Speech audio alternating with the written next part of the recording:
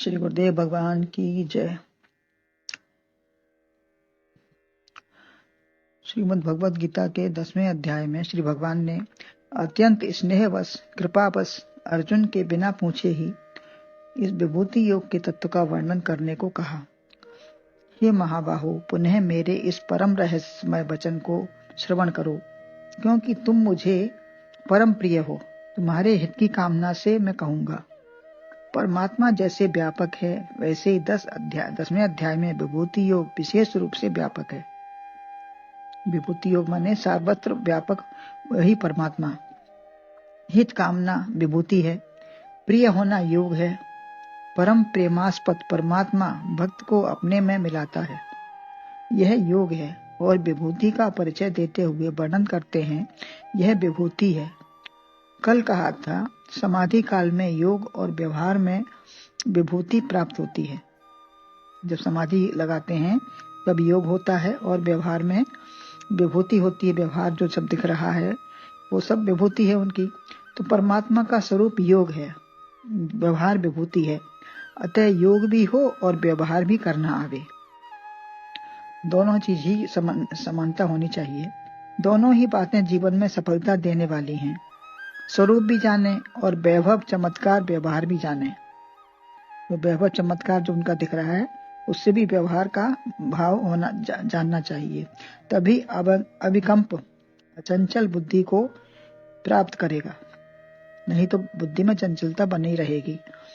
मन बुद्धि इंद्रियां शरीर सब सदे हों, यह सिद्ध योग है। साधन विभूति हैं, जो साधन करते हैं वो सब भगवान की विभूति के द्वारा ही होता है।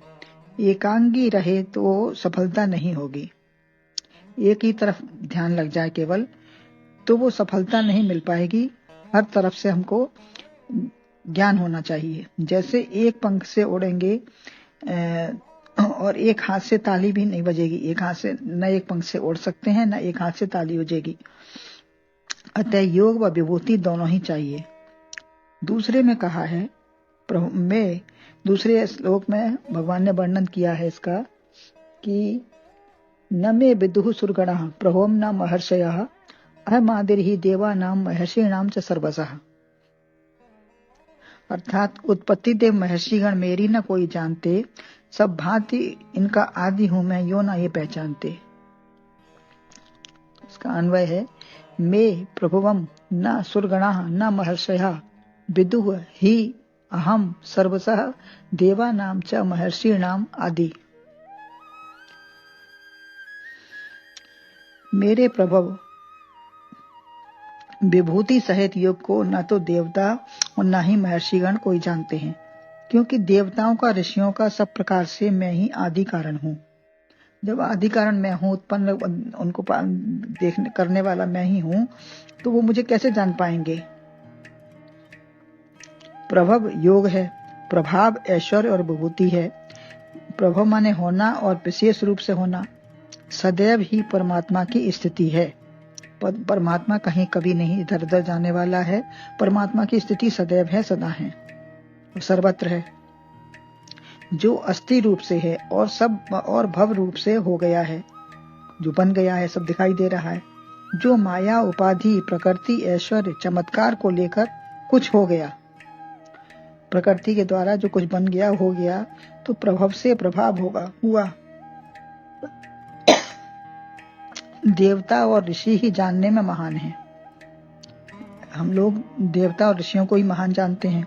ऋषि माने ज्ञान और देवता वैभव संपन्न हैं। ये थोड़ा थोड़ा किंचित मात्र अर्थात एक पक्ष ही जान पाते हैं, संपूर्णता से नहीं कोई जान पा सकता। दोनों कोई नहीं जानते। जैसे किसी व्यक्ति को नाम पता से जानते हैं, आकार प्रकार स्वभाव गुण नहीं जानते उसका।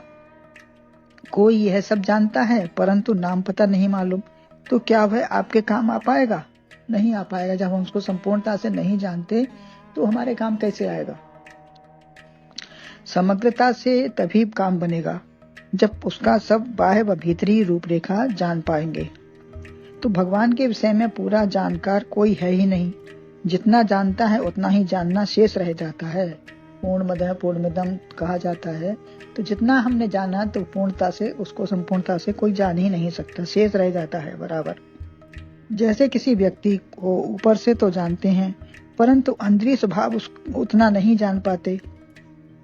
अतः दोनों प्रकार से जानेंगे तभी कठिनाई नहीं होगी। और कहे सो करे, जैसा हृदय में हो। दूसरी बात है कि जो कहे सो करे भी, जैसा हृदय में हो वैसा ही मन वाणी शरीर से एक हो। भगवान ने कहा मैं तुम्हारे प्रति कहूंगा, तो मन वाणी शरीर से एक होकर के उसके प्रति हित की कामना से कहना है, तभी सब प्रकार से हित करेगा वही। जब भगवान को समग्रता से जानते ही नहीं तो लाभ भी नहीं उठा सकते। जब भगवान को हम समग्रता से जानते ही नहीं कैसा है क्या है, तो और कोई तो मानते ही नहीं कि भगवान है ही नहीं, तो फिर उसका लाभ कैसे उठाएंगे। जानने की चेष्टा भी नहीं करते और क्षुद्र बुद्धि हो गए इसलिए भी नहीं जान पाते। बहुत छोटी बुद्धि है तो उसमें घुसता ही नहीं, मन ही नहीं पाता। परमात्मा होकर ही उसका हाल जान सकते हैं। जब परमात्मा से हम एक हो जाएंगे, उसके चारों तरफ उसी को देखेंगे, तभी हम उसका हाल जान सकते हैं। जैसे अर्जुन एक हो गए थे, गोपियां एक हो गई थी भगवान से, तो उनको परमात्मा में ही सर्वत्र दिखता था। एकता हो, मित्रता हो, वही मित्र का हाल जान पाता है। एक होने के लिए देवता में